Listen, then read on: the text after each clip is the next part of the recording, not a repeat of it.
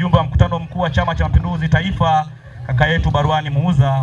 Pili, nipongeze sana Bwana Barwani Muhuza kwa kuwapa support vijana na umekubali kufika katika tawi letu la Kikungu. Nipende kutambua itifaki ya mjumbe wa mkutano mkuu wa Chama cha Mapinduzi Taifa, kaka yangu ndugu Barwani Muhuza. Mimi siwezi kusema mengi kwa sababu mgeni rasmi yupo na tunategemea tumpe fursa ya kumsikiliza. Tumetoka kwenye mkutano mkuu wa chama chetu taifa Dodoma wiki iliyopita na kuna mambo mengi yamepita kule. Moja kati ya masuala makubwa yaliyozungumzwa ni suala la kutambulishwa kwa ilani ya chama chetu ya mwaka 2025 mpaka 2030 ambayo inaeleza nini ambacho kitakwenda kufanywa na serikali za Chama cha Mapinduzi.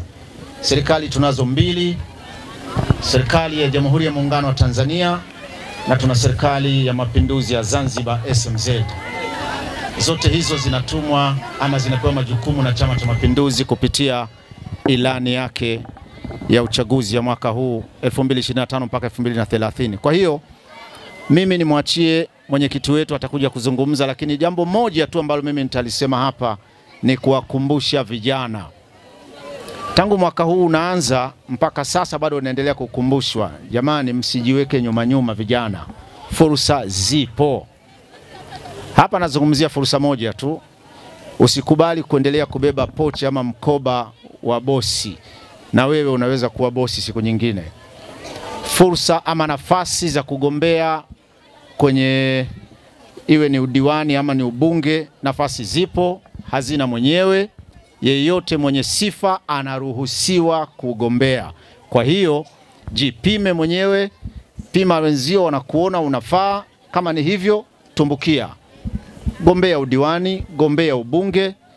Kwa hiyo nafasi zipo. Usijiweke nyuma tu kila siku. Nyinyi vijana ndio nguzo na msingi imara wa chama chetu. Asanteni.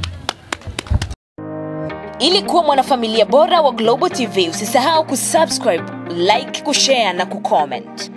Baada ya kusubscribe, bonyeza alama ya kengele ili kupata taarifa kwa kila video inayopanda Global TV Online.